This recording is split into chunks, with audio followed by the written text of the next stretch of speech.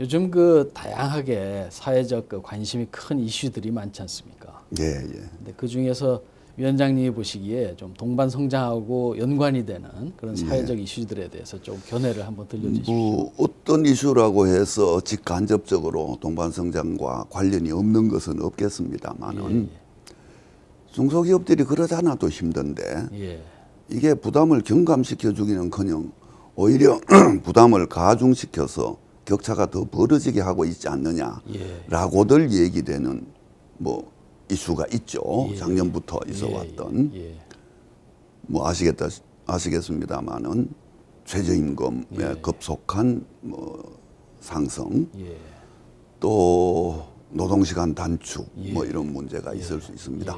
노동 이슈인 셈인데요. 워낙 이게 작년부터 지금까지 아직도 중요한 이슈로 대두가 돼 있어서 현재 우리 사회의 사회적 이슈 그러면 그 문제를 빼놓을 수는 없을 것 같네요. 뭐 물론 미리 말씀드리지만은 이 이슈만이 진짜 중요한 이슈인지는 다른 문제입니다. 그러나 현실적으로 가장 중요한 것처럼 대두되어 있으니까요. 우선 최저임금 문제를 말씀을 드린다면은 분명히 속도가 너무 빨랐던 것은 사실입니다. 최저임금이 너무 빠르게 상승하면 바로 그 최저임금 제도에 의해서 수혜를 주고 싶었던 그 저임금 노동자 계층이 해고될 수 있는 위험에 처한다. 뭐 이런 건 다 아는 사실이거든요. 뿐만 아니라 그렇게 되면은 그분들의 해고가 안 일어난다고 치더라도 그분들의 구매력은 늘어날 수 있겠고 그것을 통해서 소위 말하는 소득 주도 성장을 추진할 수도 있겠으나 반면에 그 담당하는 주체가 누군가 늘어났으면 누군가 적어줘야 되니까요. 주체가 바로 그들을 많이 고용하고 있는 영세 자영업자들이다. 이분들의 사업 소득이 줄 수밖에 없거든요. 이러다 보니까 원했던 결과는 못 낳고 기대한 미리 계산하지 못했던 부작용들이 크게 나타난 것 사실인 것 같습니다. 그렇긴 한데요. 따라서 속도 조절해야 되죠. 그리고 다양한 형태의 보완책들을 부작용 방지책, 부작용 대비책들을 패키지로 내놓아야 하는 게 사실이고요. 거기에 미흡했던 것은 정부가 뭐 비판을 받아 마땅하다 생각을 합니다. 다만 그 논의가 너무 강화되다가 보니까 우리가 지금 우리 수준에 너무 넘쳐나는 높은 수준의 최저임금을 지향하는 것 아닌가 이런 반성들까지 하는데요. 그 부분은 그렇게 볼 수는 없다고 생각합니다. 속도 조절은 하되 지속적으로 최저임금의 인상을 위한 노력도 병행되어야 한다고 생각합니다. 이게 작년에 그렇게 올라가지고 16.4% 이렇게 올라가지고 비로소 우리나라의 최저임금 수준이 OECD 평균 수준에 왔거든요. 평균 임금의 41% 정도입니다. 높은 나라들은 평균 임금의 51% 이런 수준까지 이미 가 있는데 아직 갈 길은 멀었다라고 말씀드릴 수 있습니다. 아까 OECD 평균 수준이라 그랬는데요. 이것도 더 엄밀하게 보면 그중에서도 가장 수준이 높은 나라들, 주로 북구라파 나라들 이런 나라들 8개 나라는 아예 최저임금 제도가 없습니다. 최저임금 제도가 없어서 그 나라들의 최저임금이 더 낮단 말이냐. 그게 아니고 최저임금 제도가 없어도 그들의 노사교섭 시스템이나 등등에 의해서 최저임금 수준이 충분히 다른 나라들에 비해서 높기 때문에 제도로서의 최저임금 제도는 없는 거거든요. 독일만 해도 재작년까지 최저임금 제도 없었습니다. 그런데 이제 최근에 뭐 비정규직 문제 등등이 생기면서 2년 전에 독일은 최저임금 제도를 이제 도입했고 이렇습니다. 이런 나라들이 8개나 되는데 이 나라들이 실질적 최저임금 최상위 그룹이거든요. 그걸 포함하면 우리의 최저임금 수준은 중하위권이다 예. 라고 하는 게 예. 현실입니다. 따라서 여러 가지 부작용들 충분히 대처해서 우리 경제에 역작용을 일으키지 않는 범위 안에서 속도 조절도 하고 해서 가급적 빠른 시간 안에 최저임금이 적어도 종합적으로 OECD 국가 평균 이상의 수준으로는 가야 하지 않나. 근데 이 논의는 지금 하면은 설득력이 별로 없어 보이지만은 예. 여기에 대한 천착도 있어야 된다고 생각이 되고요. 예. 그다음에 이제 주 52시간. 예. 이걸 노동시간 단축이라고 하는데 물론 단기적으로는 노동시간 단축이기 때문에 많은 기업들이 어려움을 겪는 것은 사실입니다. 그러나 지금 아직까지는 법제화됐다 뿐이지 300인 미만 기업들에게는 적용이 안 되고 있거든요. 예. 내년부터 이제 적용이 되는데 내년부터 적용될 때 겪을 것으로 예상되는 어려움들을 지금 논의하고 있는 거거든요. 예. 아직 시간 여유가 있습니다. 예. 어려움들이 분명히 있을 텐데 거기에 적응하기 위한 여러 가지 방편들을 같이 강구하면서 갈 수밖에 없다고 생각을 하고요. 예. 이게 이제 시간이 얼마나 걸리느냐의 문제인데 짧으면 짧을수록 좋겠지만은 아무래도 일정한 시간은 필요합니다. 예. 적응하는 예. 데까지. 그 적응 과정에 겪을 어려움을 사회 전체가 이제 도와줘야겠죠. 예. 그렇긴 하지만은 그 어려움 때문에 노동시간을 주 52시간으로 최대 노동시간을 단축하는 것 정도를 가지고 지나치게 이게 반시장적이다. 이렇게 볼 수는 없다고 생각합니다. 예. 아시겠지만은 우리나라가 OECD 국가 중에 최장 노동시간을 가지고 있거든요. 예.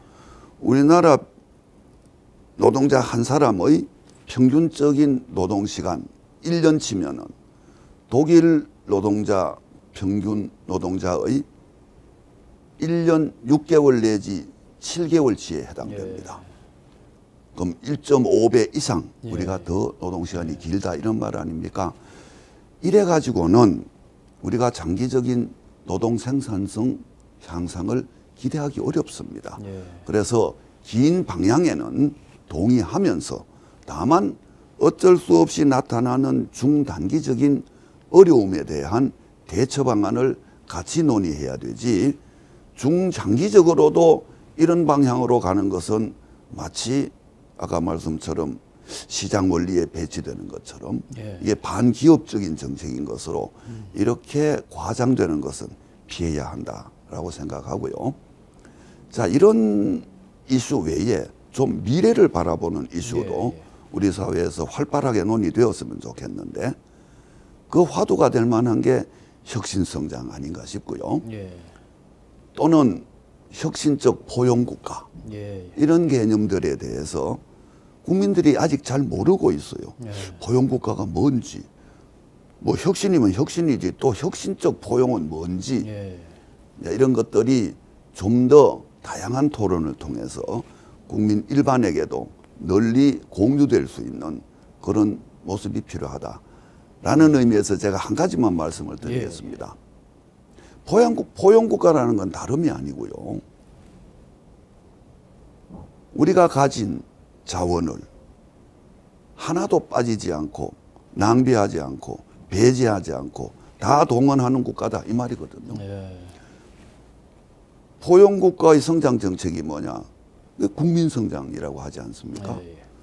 그거를 흔히들 국민을 위한 성장 이렇게만 이해를 하는데요. 물론 그런 점도 있습니다.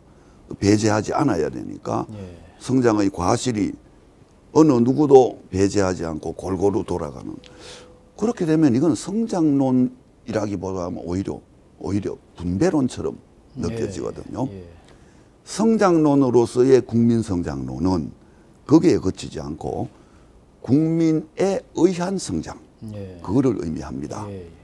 다시 말해서 모든 국민들의 잠재력을 극대화할 수 있는 교육, 훈련 시스템을 갖추고 그 극대화된 잠재력이 실제 현장에 투입될 수 있도록 하기 위해서 적재적소에 배치하는 노동 정책이 이루어지고 예.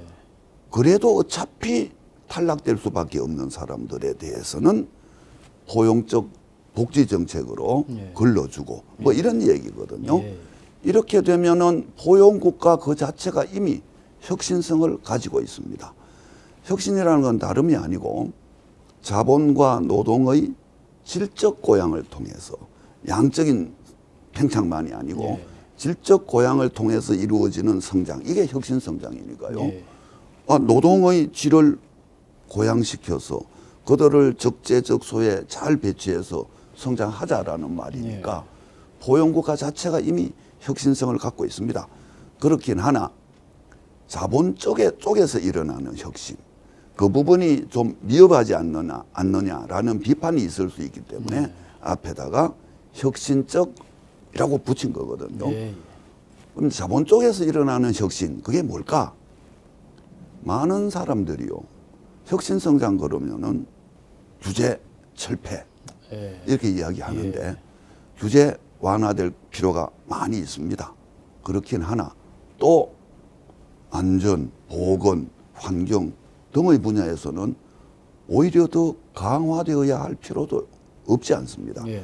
그래서 저는 규제 철폐가 아니고 규제 합리화 예. 이렇게 이해해야 된다라고 늘상 주장하는데요. 예.